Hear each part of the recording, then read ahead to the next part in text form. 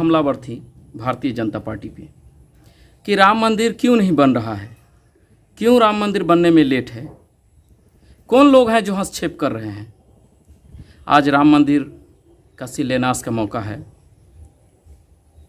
अब ऐसा लग रहा है कि राम मंदिर का मुद्दा जो है वो अब समाप्त हो गया।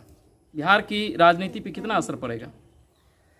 सबसे पहले तो मैं आपके माध्यम से आपके श्रोतागण और आपकी टीम को धन्यवाद देता हूं कि आपने हमें यह अपॉर्चुनिटी दिया। देखिए, राम मंदिर के लिए बाधक जो कहते थे कि राम मंदिर कब बनेगा वही थे।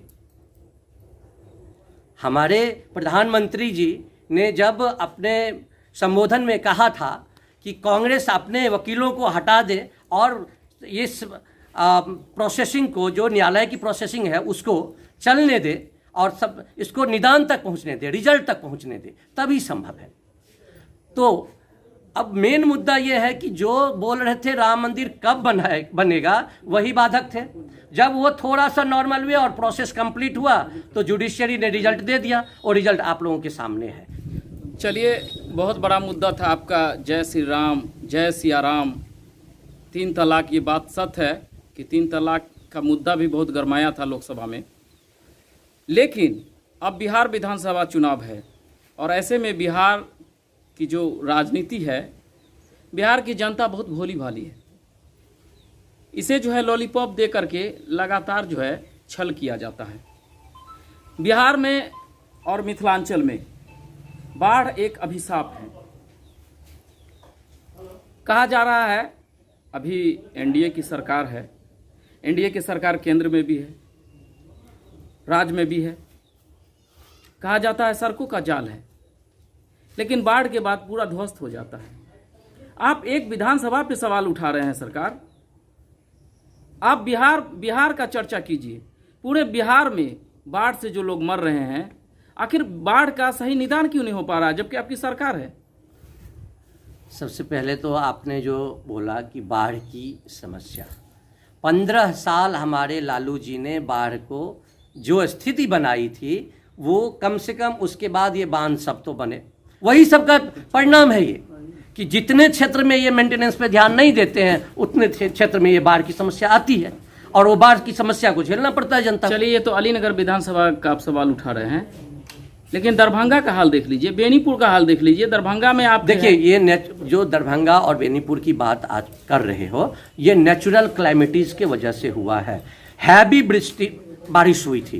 हैवी बारिश होने के कारण जो नॉर्थ से अकुमुलेशन ऑफ वाटर हुआ उसका प्रकोप दिखा है। नेचुरल क्लाइमेटीज को आप ओनली डिजास्टर कर सकते हो, आप उसको प्लानिंग के तहत नहीं कर सकते हो तुरंत, मैं बहुत जल्द शॉर्ट टर्म में।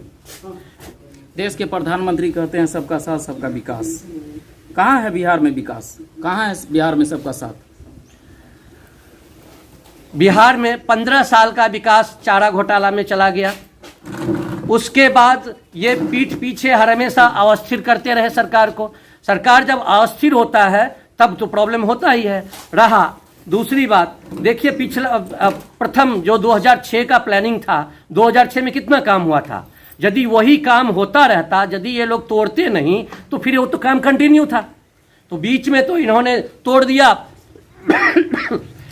राजनीतिक अस्थिरता पैदा कर दी। राजनीतिक अस्थिरता जैसे ही पैदा होता है तो डिसीजन रुक जाते हैं। तो ये कहीं न कहीं हर जगह पे ये बिहार को बर्बाद करने के लिए संकल्पित थे। उन्होंने बहुत बड़ी सभा में एक बार बोला था कि गांधी जी आए, विनोबा जी आए, बड़े बड़े नेता आए कि हम इक्वलाइजेशन ऑफ कैपिटल कर देंगे। कोई इक्वलाइजेशन ऑफ कैपिटल नहीं किया और हम ऊपर वाले को इतना दबा दिए कि नीचे वाले के बराबर में चला गया। यही लालू जी बोले थे। और ऊपर वाले को इतना दबा के नीचे लेके चले गए कि नीचे वाले के बराबर कर दिए। यही बिहार की सबसे बड़ी समस्या थी और लालू जी ने यह काम किया था, बर्बाद कर दिया था उन्होंने बिहार को। थोड़ा सा गुस्सा को ठंडा कीजिए। नहीं, गुस्सा नहीं है, मैं आपको बोल रहा हूँ। सवाल सुनिए पहले। 15 साल लालू जी के चले गए, 15 साल एनडीए ही है, क्यों नहीं हो पा रहा? फिर बिहार की अर्थव्यवस्था चरमराई हुई है, कब सुधरेगा बिहार की अर्थव्यवस्था? 2005 से 2010 वाली टर्म देखिए, डेवलपमेंट हुआ हाँ या ना? इन्होंने अस्थिर कर दिया था सरकार को। नीतीश जी मजबूरी में काम नहीं कर पाए थे। बहुत सारी समस्याएं होती है। आप लोग जाएंगे कभी नीतीश जी से मिलिएगा तो पूछिएगा क्या सब समस्याएं थी। उसके बाद इस तरह से अस्थिर किया गया कि अभी तक ये अस्थिरता की दौर से गुजर रहे, काम कर रहे हैं लेकिन पूर्ण रूप से नहीं होने दे रहा है। फिर भी बहुत डेवलपमेंट हुआ है। जो बात का जो 15 साल आपको मिला है, हाँ, उस 15 साल में सामुदायिक रूप से आपने क्या कुछ किया है बिहार के लिए? आपकी पार्टी ने क्या किया है? राम मंदिर पे बात कीजिए, आज खुशी का दिन है और उसको एंजॉय कीजिए। आप रखिएगा ये मैटर, हम बैठेंगे, क्योंकि आपकी लिस्ट इतनी लंबी चौड़ी आप कर दीजिएगा तो वो तो कभी ख़त्म नहीं होना है। इसलिए आप आज राम मंदिर पे एंजॉय कीजिए, चलिए मस्ती कीजिए इस पे। चलिए, अच्छी बात है। राम मंदिर का मुद्दा भी अब आपका समाप्ति हो गया है। बिहार विधानसभा चुनाव है, अब किस तरह का मुद्दा होगा आपका? देखिए, आपके यहाँ बेरोजगारी, इंडस्ट्रियलाइजेशन, सही स्वास्थ्य, जैसे कि हमारे मोदी जी ने आयुष्मान भारत लागू किया। आपके यहाँ का ऐसा लालू जी ने डाटा बनाया था कि बेचारे सबको फायदा ही नहीं मिल रहा है। अब उस सब को सुधार करने में सब लगे हुए हैं। तो इन्होंने तो इस तरह से चरमरा दी थी यहाँ की स्थिति को कि उसको सुधारने में, रिपेयर करने में तकलीफ हो रहा है सबको। मैं बार बार कह रहा हूँ राम मंदिर पे आप अभी एंजॉय कीजिए। चलिए फिर उससे मैं मूव करूंगा, क्योंकि आपने फिर छेड़ दिया है मुद्दे को। तो आपने 15 काफ़ी लंबा समय लिया है। पप्पू यादव चाह रहे हैं 3 साल।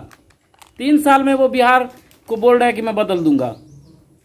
तो दीजिएगा मौका उनको, फिर लालू जी एक आ जाएंगे, नए लालू जी का निर्माण हो जाएगा, बिहार की यही हालत बनी रह जाएगी।